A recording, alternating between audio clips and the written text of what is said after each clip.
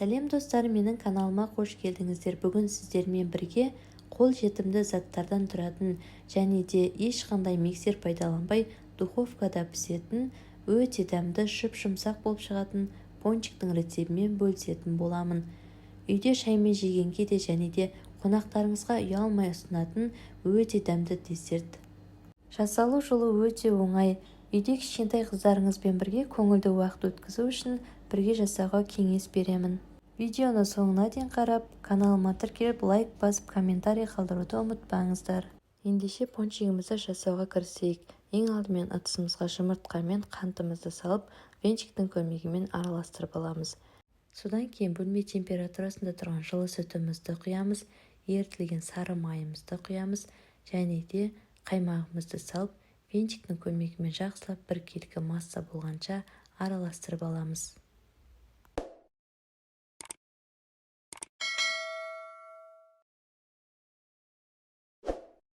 Ендігі кезекте құрғақ қоспаларымызды қосамыз, яғни ұн, какао, разрыхлитель және де ас содасын барлығын жақсылап араластырып алып, сұйық массамыздың үстінен саламыз. Және де венчиктің көмегімен ешқандай түйіршік қалмайтындай жақсылап біркелкі масса болғанша араластырып аламыз.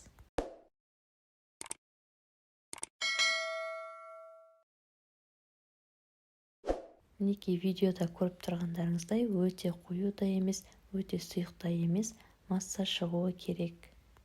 Дайын болған массамызды кондитерский мешокқа құйып аламыз. Содан кейін пончикке арналған формаға жайғастырып шығамыз.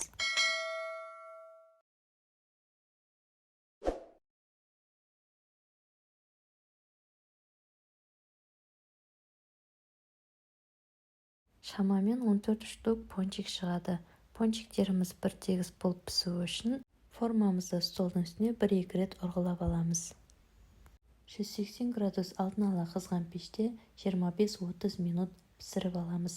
Піскенін шпажканың көмегімен тексеруге болады. Пончиктерімізді формасынан суығаннан кейін босатамыз. Пончиктерімізді әрлеу үшін қоңыр және ақ шоколадқа сливки мен сары майды салып, микроволновкада ерітіп аламыз. Содан кейін суыған пончиктерімізді шоколадқа батырып шығамыз. Шоколадпен одан ары өте дәмді болып шығады. Сіздерге де жасап көруге кеңес беремін. Рецепт ұнаса каналыма тіркеліп, лайк басып, комментарий қалдыруды ұмытпаңыздар.